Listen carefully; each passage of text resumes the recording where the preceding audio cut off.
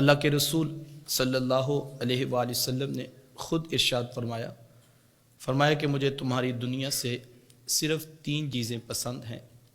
پہلی چیز خوشبو، دوسرا فرمایا کہ منکوحہ عورتیں، اور تیسرا فرمایا کہ وجعلت قرۃ عینی فی الصلاۃ، میری آنکھوں کی ٹھنڈک تو نماز میں رکھی گئی۔ نماز نماز نماز، آخری وصیت امت کے نام یہ تھی کہ لوگوں نماز نہ چھوڑنا، لوگوں نماز نہ چھوڑنا، لوگوں نماز نہ چھوڑنا۔ یہ کس قدر اہم بات ہے، اس کا آپ اندازہ اس سے لگا لیجئے کہ جب میرے حضور اس دنیا سے ظاہری طور پر پردہ فرما رہے تھے تو پورے دین کی پکچر میرے حضور کے بالکل سامنے تھی۔ 23 سال کے عرصے میں مسلسل جد و جہد کے ساتھ امت کو دین سکھایا۔ 13 سال مکہ المکرمہ میں اور 10 سال مدینہ المنورہ میں، پورا دین امت کو جو دیا وہ میرے حضور کے بالکل سامنے تھا۔ اب پورے دین میں سے ایک چیز کا انتخاب آخری لمحات میں کیا اور وہ نماز تھی، جبکہ زکوٰۃ، روزہ، حج، عدل و انصاف کی تعلیمات، مساوات کو قائم رکھنا، اخلاق اچھے رکھنا، کینہ، حسد، بغض جیسی ذمیمہ صفات سے بچنا، یہ سارے شرعی احکام تھے جو حضور نے امت کو دیے تھے۔ کسی اور کو بھی ساتھ میں شامل کر لیا جاتا، لیکن آخری وصیت پورے دین میں سے جو حضور نے ایک امت کے نام رکھی وہ یہ تھی کہ لوگوں نماز نہ چھوڑنا، لوگوں نماز نہ چھوڑنا، لوگوں نماز نہ چھوڑنا۔ جبکہ دوسری طرف دیکھیں، سینکڑوں آیات قرآن مجید کے اندر نماز کے موضوع پر موجود تھی، اور میرے حضور جانتے تھے کہ قیامت تک قرآن مجید کا لفظ لفظ محفوظ ہو چکا ہے۔ حضور کسی اور چیز کی نصیحت فرما دیتے، یہ تو قرآن مجید میں محفوظ ہو چکا تھا حکم، اور ایک بار نہیں سینکڑوں مرتبہ رب کے قرآن میں یہ موجود تھا۔ سینکڑوں احادیث نماز کے موضوع پر صحابہ کو زبانی یاد ہو چکی تھی، اور عملاً نماز کی تربیت اتنی ہو چکی ہے کہ صحابہ فرماتے ہیں مومن اور کافر میں فرق نماز سے کرتے تھے۔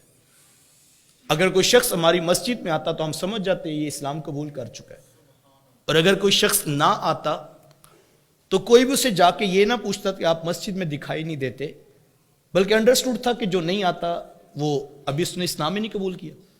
کوئی جا کے کسی دکاندار سے، کسی مزدور سے یہ نہیں پوچھتا تھا کہ آپ مسجد میں کیوں نہیں آتے، کیونکہ سب کو پتا تھا کہ جو اسلام قبول کر لیتا ہے وہ مسجد میں آتا ہے، اور جو نہیں آتا اس سے پوچھنے کی ضرورت نہیں، اس نے بھی اسلام ہی قبول نہیں کیا۔ یار جب سینکڑوں آیات محفوظ ہو چکی، سینکڑوں فرامین اس عنوان پہ زبانی یاد ہو چکے، اور عملاً تربیت اتنی پختہ ہو گئی کہ مومن اور کافر میں فرق نماز سے ہو جاتا ہے، آخری لمحات پہ حضور علیہ السلام کسی اور چیز کی وصیت فرما دیتے۔ اپنی بیٹی سیدہ فاطمہ رضی اللہ تعالی عنہا کے لیے کوئی حضور بات ارشاد فرما دیتے، حسنین کریمین رضی اللہ تعالی عنہما کے ساتھ کوئی محبت برا انداز حضور اختیار کر لیتے، آخری لمحات تھے، لیکن حضور علیہ السلام نے پورے دین میں سے جس آخری چیز کا انتخاب کیا وہ نماز تھا۔ اور جو حضور علیہ السلام کے مخاطبین تھے، جو حضور علیہ السلام کے سامنے اس وقت لوگ موجود تھے، ان میں سے کوئی شخص بے نمازی نہیں ہے۔ پھر مجھے بتائیں حضور علیہ السلام نے کن کو کہا تھا کہ لوگوں نماز نہ چھوڑنا، لوگوں نماز نہ چھوڑنا، لوگوں نماز نہ چھوڑنا۔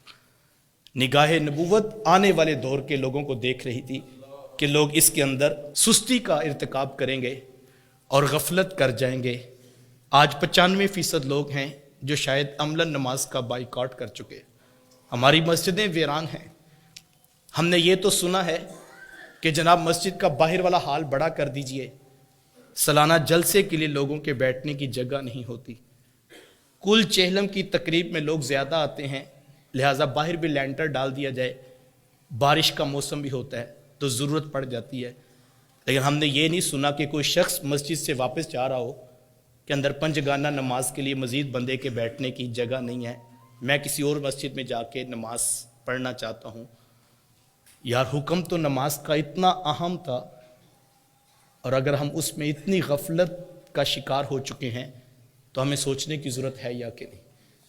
پورے دین پر ہی عمل کرنا چاہیے اور اسی کے بارے میں ہم سے پوچھا جائے گا. لیکن اگر کل یہ سوال پوچھ لیا گیا کہ جب میرے رسول اتنے بیمار تھے کہ حضور علیہ السلام سے چلا بھی نہیں جاتا تھا، اور مبارک پاؤں اتنی نقاہت تھی کہ اٹھ بھی نہیں سکتے تھے، میرے رسول تو اس وقت بھی 2 لوگوں کے کندھوں پر اپنے مبارک ہاتھ رکھ کے، اپنے بازو رکھ کر، حضرت عباس اور حضرت علی المرتضیٰ رضی اللہ تعالی عنہما، ان کے کندھوں پہ ہاتھ رکھ کے حضور مسجد کی طرف آ رہے تھے.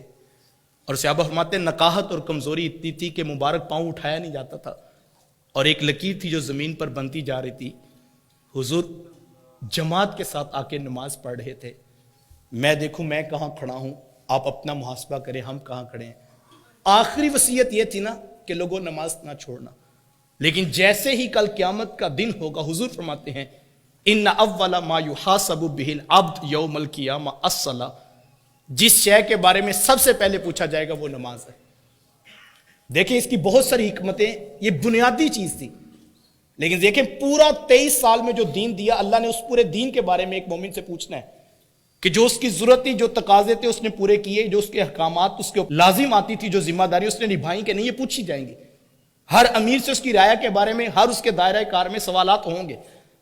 لیکن ذرا غور کیجئے گا، سب سے پہلا سوال قیامت کے دن نماز کا ہوگا. کیوں؟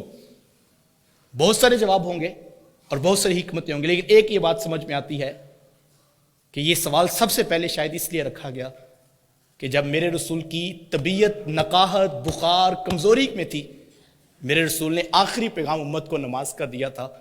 سانس ٹوٹنے کے بعد دوبارہ محشر میں جب رب کھڑا کرے گا تو رسول اللہ کی جو آخری بات تھی وہاں سے بات شروع ہوگی، اور وہاں سے سوال پوچھا جائے گا کہ میرے رسول نے تو آخری حکم تمہیں یہ دیا تھا، سب سے پہلے یہ بتاؤ کہ جو آخری حکم دیا تو اس کے اوپر تو نے کتنا عمل کیا تھا.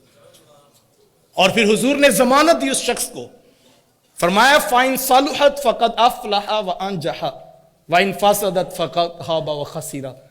فرمایا جو نماز میں ٹھیک نکلا، جو اس میں کامیاب ہوا وہ کامیاب ہو گیا. جس کی نماز ٹھیک نکل آئی اور جس کی نماز ٹھیک نہ نکلی، حضور فرماتے ہیں وہ ذلیل و رسوا کر دیا جائے گا.